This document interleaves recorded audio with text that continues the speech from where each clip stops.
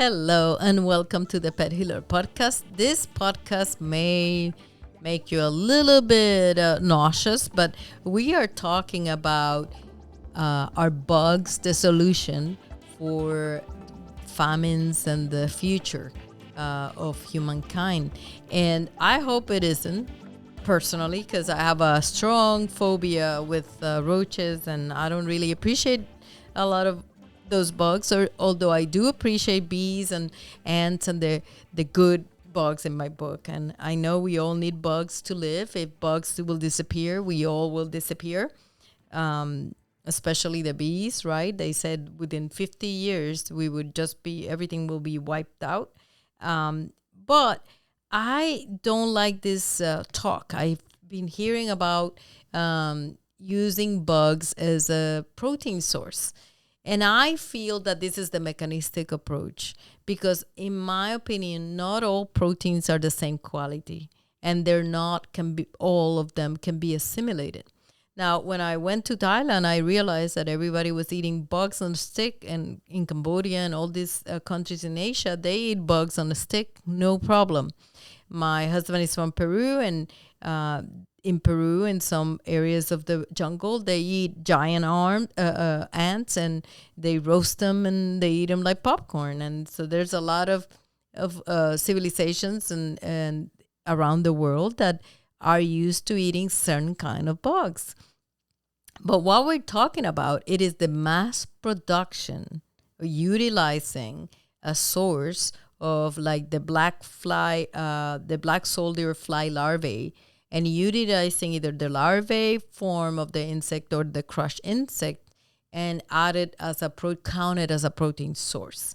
Now, the funny thing is, I was a little upset about it, and my daughter told me, well, Mom, remember about the Food Administration, and what you told us about the amount of bugs. And I recall when I was in vet school, I was really grossed out because there is a certain amount of bacteria that is allowed in the milk. There's a certain amount of bacteria and roaches that is allowed in the processed foods, like roaches for real.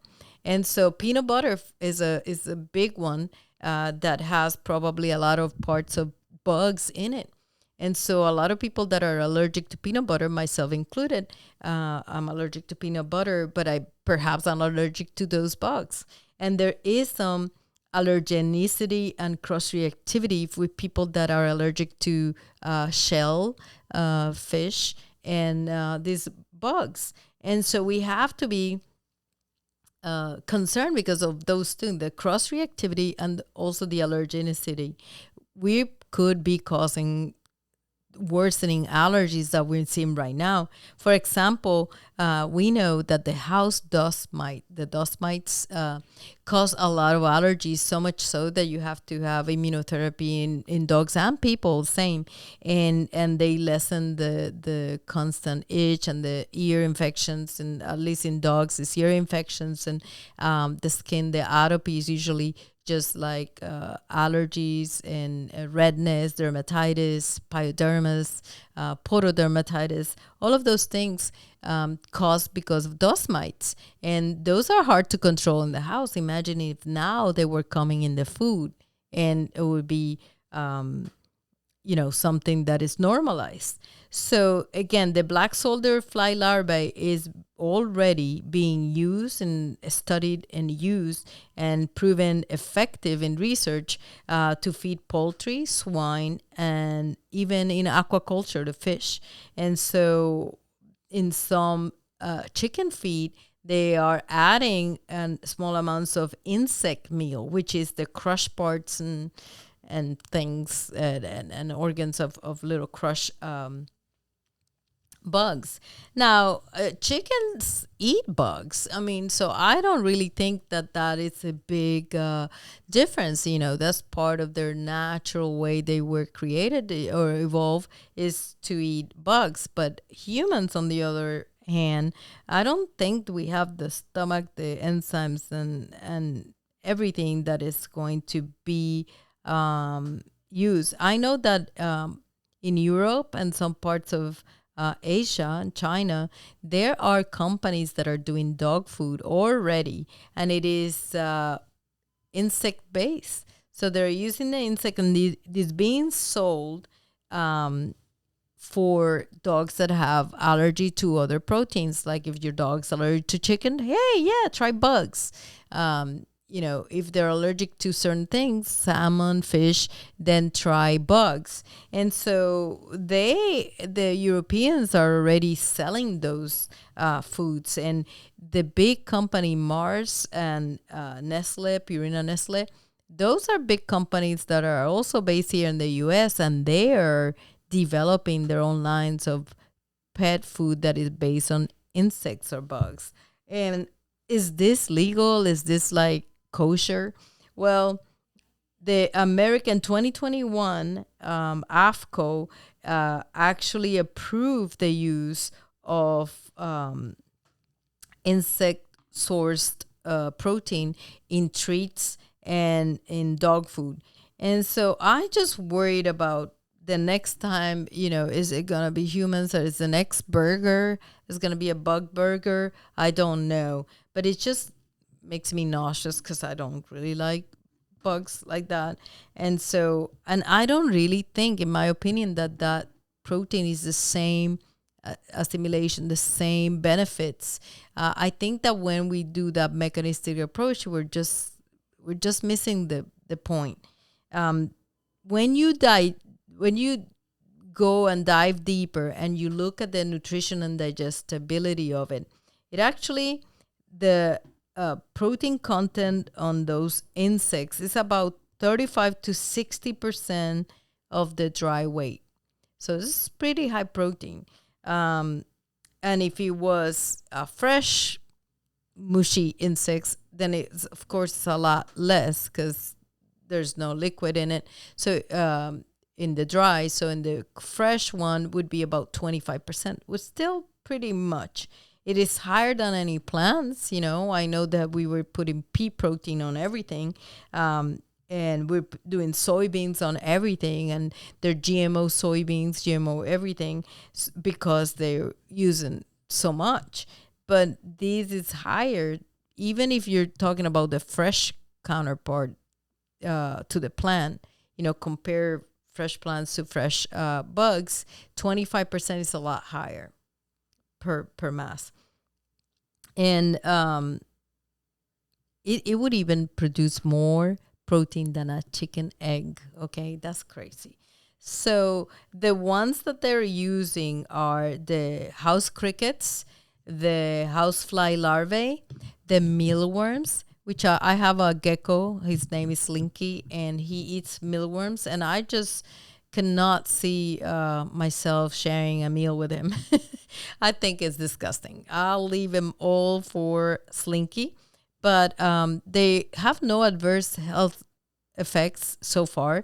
They have seen that they saw the stool samples, and they saw that there was a lot of the parts that come in the stool. And because, of course, the chitin or chitin, which is the protein that forms the exoskeleton of these animals, it's super indigestible. You're not gonna digest that. That's gonna go through like black beans. You're gonna see it in the evidence in the stool. But basically, other than that there's a big part of it that is not digested. Is they don't have any supposedly adverse effects. So this is my concern. My concern would be the people that have shellfish allergies. They definitely has to have some cross reactivity with this. And so you have to be very careful. And also the allergenicity, because this is a new protein, and it is using so much, and it's going to be probably large scale in a lot of processed foods, that it could definitely sensitize our IgE's response, and it could really cause problems. So the same people that are allergic to house mites will probably not be able to eat a mealworm-based patty. And so I worry about it. They have been proven that people that have shellfish cannot eat cicadas or vegetable worms. Uh, they the other thing that they are proposing as a solution to that is to hydrolyze that protein. You know how we do the Royal Canin hydrolyzed protein? I use it a lot for allergies too.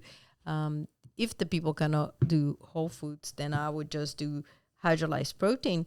But we know that they're going to do that. We know they're going to probably apply a lot of thermal energy, burn, cook these things a long time just to make it more digestible.